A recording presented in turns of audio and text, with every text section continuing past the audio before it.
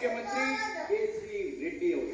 ಹೌದು, ಇದು ಚಿನ್ನದ ನಾಡು ಅಂತಾನೆ ಹೆಸರಾಗಿದೆ.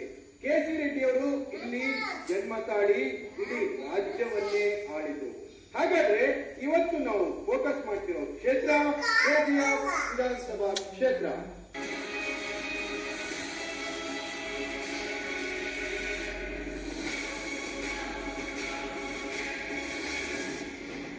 ತಾಲೂಕು ಹೆಡ್ ಕ್ವಾರ್ಟರ್ ಇಲ್ದಿರೋ ಕ್ಷೇತ್ರ ಕೆಜಿಎಫ್. ಹೆಸರಿಗೆ ಚಿನ್ನದ ನಾಡು, ಆದ್ರೆ ಕ್ಷೇತ್ರದ ಒಳಹೊಕ್ಕು ನೋಡಿದ್ರೆ ಕಳೆದ 50 ವರ್ಷಗಳ ರಾಜಕೀಯ ನಾಯಕರ ವೈಫಲ್ಯತೆ ಕಣ್ಣಿಗೆ ಕಾಣುತ್ತೆ. ಚಿನ್ನದ ನಾಡಿನಲ್ಲಿ ತಿನ್ನುವ ಅನ್ನಕ್ಕೂ ಬರ. ರಾಜ್ಯಕ್ಕೆ ಟೊಮೆಟೊ ನೀಡುತ್ತಿದ್ದ ಇಲ್ಲಿಯ ಜನ ತಮ್ಮ ಮನೆಯ ಸಾಂಬಾರಿಗೂ ಟೊಮೆಟೊ ಸಿಗದೆ ಪರಿತಪಿಸಿದ್ದಾರೆ. ಕಾರಣ ಕಳೆದ 2 ದಶಕಗಳಿಂದ ಮಳೆಯ ಕೊರತೆ ಮತ್ತು ಅಭಿವೃದ್ಧಿಗಿಂತ ಹೆಚ್ಚಾಗಿ ಇಲ್ಲಿಯ ದೊಡ್ಡದಾಗಿತ್ತು ಕಾನ್ಸ್ಟಿಟ್ಯೂನ್ಸಿ. ಬಂಗಾರಪೇಟೆಯಲ್ಲಿ ಅರ್ಧ ಭಾಗನ ತೆಗೆದು ನಮ್ಮನ್ನ ಕೆಜಿಎಫ್ ಸೇರಿಸಿದ್ರು. ಕೆಜಿಎಫ್ ಸೇರಿಸಿದ ಮೇಲೆ ಮೊದಲಿಂದಲೂ ಏನಿತ್ತು ಅಂದ್ರೆ ಇಲ್ಲಿ ಕೆಜಿಎಫ್ ಅವರೇ MLA ಹಾಕೊಂಡು ಅವ್ರದೇ ರಾಜ್ಯಭಾರ ನಡೀತಿತ್ತು. ಈ ರೂರಲ್ ಸೇರಿದ ತಕ್ಷಣ ರೂರಲ್ ಅವ್ರಿಗೊಂದು ಬ್ಯಾನರ್ ಬಂತು, ರೂರಲ್ ಅವ್ರು ಯಾರಿಗೆ ವೋಟ್ ಮಾಡ್ತಾರೋ ಅವರೇ ಗೆಲ್ಲೋದು ಅನ್ನೋದ್ರಿಂದ ಇದು ಮೈನ್ ಆಗಿ ಕೆಜಿಎಫ್ ಪಾಲಿಟಿಕ್ಸ್ ಡಿಪೆಂಡ್ ಆಗಿರೋದೇ ರೂರಲ್ ಅವ್ರ ಮೇಲೆ ಅಂತ ಹೇಳಿ. ಇಲ್ಲಿ ಆಕ್ಚುಲ್ ಆಗಿ ಕಾನ್ಸ್ಟಿಟ್ಯೂನ್ಸಿ ಉಟ್ಕೊಂಡೇ 5 ವರ್ಷ ಆಗಿದೆ. ಇದು 10ನೇ ವರ್ಷ ನಡೀತಿದೆ ಬಹುಶಃ ತಮಗೆ ಗೊತ್ತಾದ ಹಾಗೆ. ಇಲ್ಲಿ ಹಿನ್ನೆಲೆ ಅನ್ನೋದಕ್ಕಿಂತ ಮುಖ್ಯವಾಗಿ ಮೊದಲಿಂದ ಅವರೇ ನಡ್ಸ್ಕೊಂಡು ಬಂದಿದ್ರು. ಕೆಜಿಎಫ್ ಅಲ್ಲಿ ಯಾವುದೇ ನ್ಯಾಷನಲ್ ಪಾರ್ಟಿ ಗೆದ್ದಿರ್ಲಿಲ್ಲ. ತಮಗೆ ಗೊತ್ತ, ಪ್ರಾದೇಶಿಕವಾಗಿ ADMK ಅನ್ಕೊಂಡು ಈ ತರನೇ ಗೆದ್ಕೊಂಡು ಬಂದಿದ್ರು. ಮೊಟ್ಟ ಮೊದಲನೇದಾಗಿ ಇಲ್ಲಿ ವಿಂಗಡಣೆ ಆದಾಗ ನ್ಯಾಷನಲ್ ಪಾರ್ಟಿಯಿಂದ ಬಿಜೆಪಿ ಅವರು ಮಾನ್ಯ ಸಂಪಂಗಿ ಅವರು ಆಯ್ಕೆ ಆಗಿ ಬಂದರು. ಮಾಲು ಅಂತ ಹೇಳ್ಬಿಟ್ಟು ನಾನು ಕನ್ನಡ ರಕ್ಷಣಾ ಯೋಜನೆಯಲ್ಲಿ ಅದನ್ನ ಕೆಲಸ ಮಾಡ್ತಾ ಇದ್ದೇನೆ. ಹೈನುಗಾರಿಕೆಗೆ ಮತ್ತು ರೇಷ್ಮೆಗೆ ಇದು ಪ್ರತ್ಯೇಕವಾದಂತಹ ಜಿಲ್ಲೆ ಆಗಿತ್ತು. ಇಡೀ ರಾಜ್ಯಕ್ಕೆ ಮಾದರಿ ಆಗಿತ್ತು. ಇಡೀ ದೇಶಕ್ಕೆ ಒಂದು ಹೆಸರನ್ನು ಕೂಡ ಸಹ ಗಳಿಸ್ಕೊಂಡ್ ಬಂದಿತ್ತು. ಅದೇ ರೀತಿಯಾಗಿ ನಮ್ಮ ಕೋಲಾರ ಜಿಲ್ಲೆ ಚಿನ್ನದ ಗಣಿ ಮುಖಾಂತರ ಇಡೀ ವಿಶ್ವಕ್ಕೆ ಒಂದು ಹೆಸರನ್ನ ಪ್ರಸಿದ್ಧಿಯನ್ನು ಪಡೆದಿತ್ತು. ನನ್ನ ಹೆಸರು ನವೀನ್ ಜೈನ್. ನಾನು ಬಿಜೆಪಿ ಪಕ್ಷದಲ್ಲಿ 20 ವರ್ಷದಿಂದ ಇದ್ದೀನಿ. ನಮ್ಮ ಕೆಜಿಎಫ್ ಕ್ಷೇತ್ರದಲ್ಲಿ ನಾನು 2 ಬಾರಿ ಕೌನ್ಸಿಲರ್ಗೆ ಕಂಟೆಸ್ಟ್ ಮಾಡಿದೆ. 1 ಬಾರಿ ನಾನು ನಿಂತು ಸೋತಿದ್ದೀನಿ. ಈ ಟೈಮ್ ನಮ್ಮ ಮಿಸಸ್ ಅವರು, ನನ್ನ ಧರ್ಮಪತ್ನಿ ಅವರು ಕೌನ್ಸಿಲರ್ ಆಗಿದ್ದಾರೆ. 2008ರಲ್ಲಿ ಮೇ 11ನೇ ತಾರೀಕಲ್ಲಿ ನಾವು ಕೆಜಿಎಫ್ ಅಲ್ಲಿ ಬಾವಟ ಬಿಜೆಪಿ ಗೆದ್ದ ಮೇಲೆ ಎಷ್ಟು ಇಂಪ್ರೂವ್ಮೆಂಟ್ ಆಗಿದೆ ಕೆಜಿಎಫ್ ಅಂದ್ರೆ ಅಷ್ಟು ಇಂಪ್ರೂವ್ಮೆಂಟ್ ಆಗಿದೆ. ಹಿಂದಿನ ಬಿಜೆಪಿ ಸರ್ಕಾರದಲ್ಲಿ ಶಾಸಕರಾಗಿದ್ದ ವೈ ಸಂಪಂಗಿಯವರು ಕೆಜಿಎಫ್ ಕ್ಷೇತ್ರದಿಂದ 2013ರ ಚುನಾವಣೆಯಲ್ಲಿ ಸ್ಪರ್ಧಿಸಲಿಲ್ಲ. ಕಾನೂನಾತ್ಮಕ ತೊಡಕು ಅಲ್ಲಿತ್ತು. ಹಾಗಾಗಿ ತನ್ನ ತಾಯಿಯಾದ ವೈ ರಾಮಕ್ಕ ಅವರನ್ನ ಕೆಜಿಎಫ್ ಕ್ಷೇತ್ರದಿಂದ ಸ್ಪರ್ಧಿಸಿ ಗೆಲ್ಲಿಸಿಕೊಂಡು ಬರುವಲ್ಲಿ ಯಶಸ್ವಿಯಾದರು ಕೆಜಿಎಫ್ನ ವೈ ಸಂಪಂಗಿಯವರು. ಕಳೆದ 2013ರ ವಿಧಾನಸಭಾ ಚುನಾವಣೆಯಲ್ಲಿ ಬಿಜೆಪಿಯಿಂದ ಸ್ಪರ್ಧಿಸಿ ಕೆಜಿಎಫ್ನಿಂದ ಆಯ್ಕೆಯಾಗಿದ್ದು ಶ್ರೀಮತಿ ವೈ ರಾಮಕ್ಕನವರು. ಕ್ಷೇತ್ರದ ಅಭಿವೃದ್ಧಿ ಬಗ್ಗೆ ನೋಡೋದಾದ್ರೆ ಆಗಿರೋ ಕೆಲಸಗಳಿಗಿಂತ ಆಗದೆ ಇರೋ ಕೆಲಸಗಳೇ ಹೆಚ್ಚು ಅನ್ಸುತ್ತೆ. ಆದ್ರೆ ಶಾಸಕರು ಬಿಜೆಪಿಯವರು, ರಾಜ್ಯದಲ್ಲಿ ಕಾಂಗ್ರೆಸ್ ಅಧಿಕಾರದಲ್ಲಿದೆ, ಅನುದಾನದ ಕೊರತೆ ಇಲ್ಲಿ ಪ್ರಮುಖ ಪಾತ್ರ ವಹಿಸುತ್ತೆ ಅನ್ನೋದು ಅಷ್ಟೇ ಸತ್ಯ.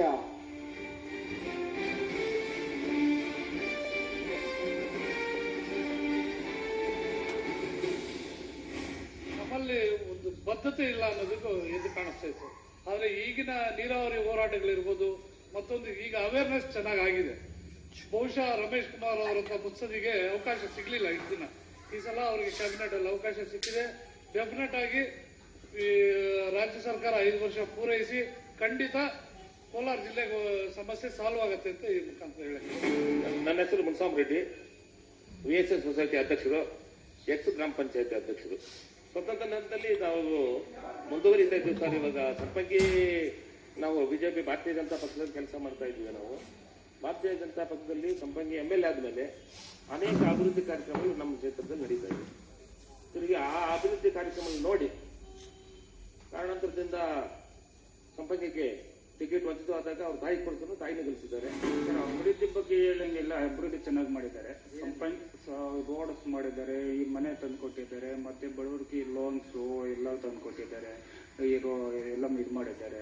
ಅದ್ರ ಬಗ್ಗೆ ಏನು ಹೇಳಂಗಿಲ್ಲ. ಮುಂಚೆ ಬೇರೆ MLA ಅವರೆಲ್ಲ ಇದ್ರು, ಅವ್ರಿಗೇನೆ ಇವರು ಜಾಸ್ತಿ 100ಕ್ಕೆ 100 ಕೆಲಸ ಚೆನ್ನಾಗಿ ಮಾಡಿದ್ದಾರೆ ಸರ್. ಅದ್ರ ಬಗ್ಗೆ ಏನೇ ನಮಸ್ತೆ, ನನ್ನ ಹೆಸರು ಉಮಾದೇವಿ ಅಂತ. APMCಲಿ ನಿಂತಿದ್ದೀನಿ ನಾನು ಅಭ್ಯರ್ಥಿಯಾಗಿ. ಬಿಜೆಪಿ ಬಂದ ಮೇಲೆ ಸರ್ MLA ಸರ್ ಸಂಪಂಗಿ ಅವ್ರು ಬಂದ ಮೇಲೆ ತುಂಬಾನೇ ಡೆವಲಪ್ ಆಗಿದೆ ಸರ್. ಮುಂಚೆ ಇದಕ್ಕೂ ಇವತ್ತಿಗೂ ತುಂಬಾನೇ ಚೆನ್ನಾಗಿ ಬೇರೆ ಇದಾಗಿದೆ. ಕೋಲಾರದಲ್ಲಿ ಕೃಷಿಕರ ಸಂಖ್ಯೆ ಸ್ವಲ್ಪ ಹೆಚ್ಚಾಗೇ ಇದೆ. ಇಡೀ ರಾಜ್ಯಕ್ಕೆ ತರಕಾರಿಗಳನ್ನ ಪೂರೈಸುತ್ತಿರೋ ಜಿಲ್ಲೆ ಇಂದು ಹೇಗಿದೆ? ಇಲ್ಲಿಯ ರೈತರ ಸ್ಥಿತಿ ಹೇಗಿದೆ? ರೈತರ ಈ ದುಸ್ಥಿತಿಗೆ ಇಲ್ಲಿಯ ನೀರಿನ ಸಮಸ್ಯೆಯೇ ಮೂಲ ಕಾರಣ ಅನ್ನಬಹುದು. ಹಾಗಾದ್ರೆ ಇಲ್ಲಿಯ ರಾಜಕಾರಣಿಗಳು, ಇಲ್ಲಿಯ ನಾಯಕರು, ಇಲ್ಲಿಯ ರೈತರಿಗೆ ನೀಡಿರೋ ಕೊಡುಗೆನಾದ್ರೂ ಏನು? ಕೋಲಾರ ಜಿಲ್ಲೆ ನಿಜವಾಗಿಯೂ ದುರದೃಷ್ಟವನ್ನ ಬಗಲಲ್ಲಿ ಇಟ್ಕೊಂಡೇ ಸಾಕ್ತಾ ಇದೆ ಅಂದ್ರೆ ತಪ್ಪಲ್ಲ. ಯಾಕೆಂದ್ರೆ ಇಲ್ಲಿಂದ ಆಯ್ಕೆಯಾದ ಯಾವ ಜನಪ್ರತಿನಿಧಿಯೂ ಈ ಕ್ಷೇತ್ರದ ನೀರಿನ ಸಮಸ್ಯೆಗಳ ಬಗ್ಗೆ, ಇಲ್ಲಿಯ ರೈತರ ಬಗ್ಗೆ ಯೋಚನೆ ಮಾಡಿಲ್ಲ. ರೇಷ್ಮೆ ನಾಡು ಈಗ ಬರದ ನಾಡಾಗಿದೆ. ಹೈನುಗಾರಿಕೆ ಮರೆಯಾಗಿದೆ. ಹಸುರಿನಿಂದ ಕಂಗೊಳಿಸುತ್ತಿದ್ದ ರೈತರ ಕೃಷಿ ಭೂಮಿ ಬರಡಾಗಿದೆ. ಹಾಗಾದ್ರೆ ಇದಕ್ಕೆಲ್ಲ ಕಾರಣ ಏನು?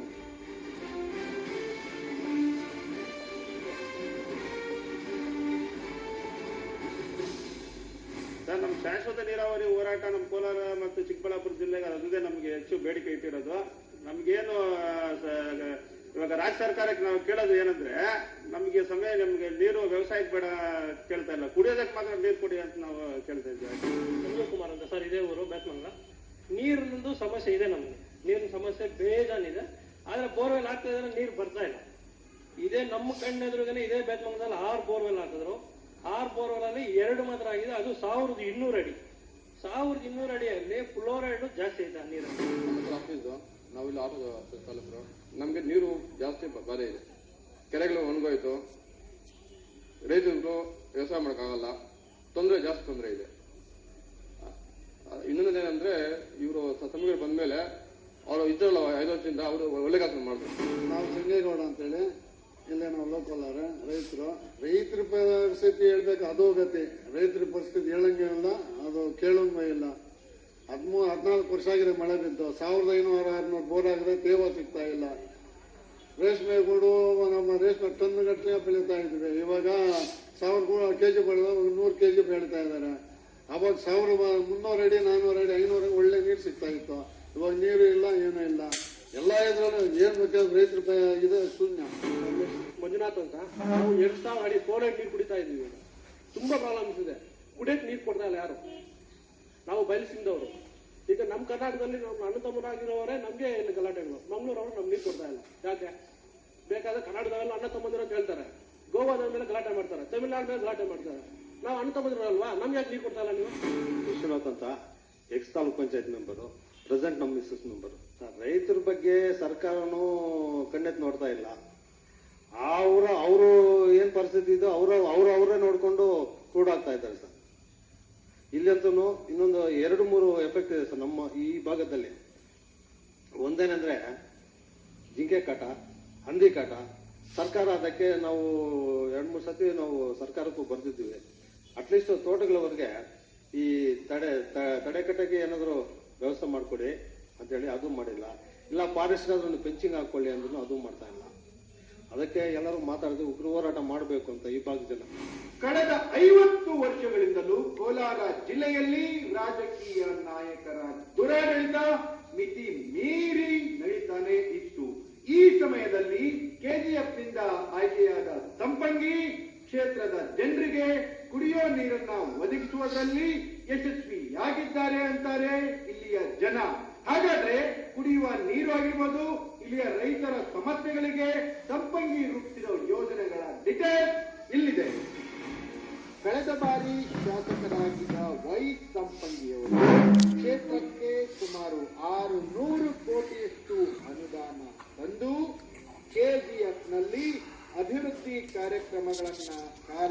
ತಂದ್ರು. ಇಲ್ಲಿಯ ಜನರಲ್ಲಿ ಅಭಿವೃದ್ಧಿ ಬಗ್ಗೆ ಭರವಸೆ ಮೂಡಿಸಿದ್ರು. ಆಗ ಬಿಜೆಪಿ ಅಧಿಕಾರದಲ್ಲಿತ್ತು. ಸಂಪಂಗಿಯವರು ನಿರೀಕ್ಷಿಸಿದಷ್ಟು ಅನುದಾನ ಸಮರ್ಪಕವಾಗಿ ಸಿಗ್ತಾ ಇತ್ತು. ನೀರಿನ ವ್ಯವಸ್ಥೆಗಾಗಿ ಕೊಳವೆ ಬಾವಿಗಳು ನಿರ್ಮಾಣವಾದವು. ಇಲ್ಲಿಯ ರೈತರಿಗೆ ಹನಿ ನೀರಾವರಿ ವ್ಯವಸ್ಥೆ ಸಿಕ್ತು. ರೈತರ ಮುಖದಲ್ಲಿ ನಗು ತರುವಂತ ಕೆಲಸ ಕಳೆದ 7-8 ವರ್ಷಗಳಿಂದ ಕೆಜಿಎಫ್ನಲ್ಲಿ ನಡೆದಿದೆ ಅನ್ನೋದು ಇಲ್ಲಿಯ ಜನರ ಮಾತು.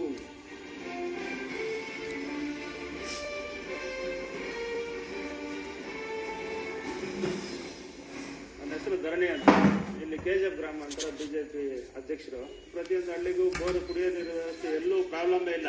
ಬರಗಾಲ ಇದ್ರೇನು ನಮ್ಮ ಹಳ್ಳಿಗಳಲ್ಲಿ ಕುಡಿಯೋದಕ್ಕೆ ಆಗಲಿ ಯಾವುದೇ ರೀತಿ ತೊಂದರೆ ಇಲ್ಲ. ಆದ್ರೆ ಮೇವುಗಳಿಗೆ ಸ್ವಲ್ಪ ದನ ಕರು ಪ್ರತಿ ನೀವು ಎಲ್ಲೇ ಸಮೀಕ್ಷೆ ಮಾಡಿದ್ರೇನು ಕುಡಿಯೋದಕ್ಕಂತೂ ಎಲ್ಲೂ ತೊಂದರೆ ಇಲ್ಲ. ಫಿಲ್ಟರ್ ನೀರು ಪ್ರತಿಯೊಂದು ಹಳ್ಳಿಗೂ ಒಂದು ಫಿಲ್ಟರ್ ವ್ಯವಸ್ಥೆ ಮಾಡಿದ್ದಾರೆ ಶಾಸಕರ ಅನುದಾನದಿಂದ. ಯಾವುದೇ ರೀತಿ ಹಳ್ಳಿಗಳಲ್ಲಿ ಕುಡಿಯೋದಕ್ಕೆ ತೊಂದರೆ ಇಲ್ಲ. ಹೌದ್ರಿ ಸರ್, ನಮಗೆ ಸಮಸ್ಯೆ ಅಂತೂ ದೊಡ್ಡದಾಗೇನಿಲ್ಲ. ಮತ್ತೆ ಕುಡಿಯೋ ನೀರಿನ ಸಮಸ್ಯೆನೂ ಎಲ್ಲ ಏನೋ ಅಷ್ಟಾಗಿಲ್ಲ. ಹೋದ ವರ್ಷ ಇತ್ತು, ಇವಾಗ ಮತ್ತೆ ಬೋರ್ವೆಲ್ ಏನೋ ಬರ್ತದ್ರೆ ನೀರು ಹಾಕ್ಬೇಕು. ನೀರಿನ ಅಭಾವ ಇದ್ದಾಗ ಬೋರ್ಗಳು ಎಡಗು ಇದ್ದಾಗ ಸಿಕ್ಕಾಪಟ್ಟೆ ಬೋರು ಹಾಕಿದ್ದಾರೆ. ನೀರಿನ ವ್ಯವಸ್ಥೆ ಪೂರೈಸಿದ್ದಾರೆ. ಈಗ ಕೃಷ್ಣಾವರಂ ಇಂದ ಅಲ್ಲಿಂದ ಪೈಪ್ ಲೈನ್ ತಂದು ದೊಡ್ಡ ರಿಸರ್ವಾಯರ್ ಬಿಡ್ ಮಾಡಿ ಅಲ್ಲಿಂದ ಮತ್ತೆ ಎಲ್ಲಾ ಕೆಜಿಎಫ್ ಎಲ್ಲಾ ಕ್ಷೇತ್ರಕ್ಕೂ ಎಲ್ಲಾ ಜಾಗಕ್ಕೂ ನೀರು ಡಿಸ್ಟ್ರಿಬ್ಯೂಟ್ ಆಗೋ ತರ ಆ ಕೆಲಸನೂ ಮಾಡ್ಕೊಂಡ್ ಬಂದಿದ್ದಾರೆ. ಕ್ಷೇತ್ರದಲ್ಲಿ ವೈ ರಾಮಕ್ಕ ಶಾಸಕರು, ಆದ್ರೆ ಹೆಚ್ಚಾಗಿ ಓಡಾಡ್ತಿರೋದು ಅವ್ರ ಮಗ ವೈ ಸಂಪಂಗಿಯವರು. ಈ ತಾಯಿ ಮಗನ ಜೋಡಿ ಕ್ಷೇತ್ರದ ಜನರ ಕಣ್ಣೀರು ಒರೆಸೋದ್ರಲ್ಲಿ ಏನಾದ್ರೂ ಕೆಲಸ ಮಾಡಿದ್ಯಾ? ಈ ಕೆಲಸದ ಬಗ್ಗೆ ಇಲ್ಲಿಯ ಶಾಸಕರಾದ ವೈ ರಾಮಕ್ಕ ಏನ್ ಹೇಳ್ತಾರೆ ಇದನ್ನೆಲ್ಲ ನೋಡೋಣ ಒಂದು ಬ್ರೇಕ್ ನಂತರ.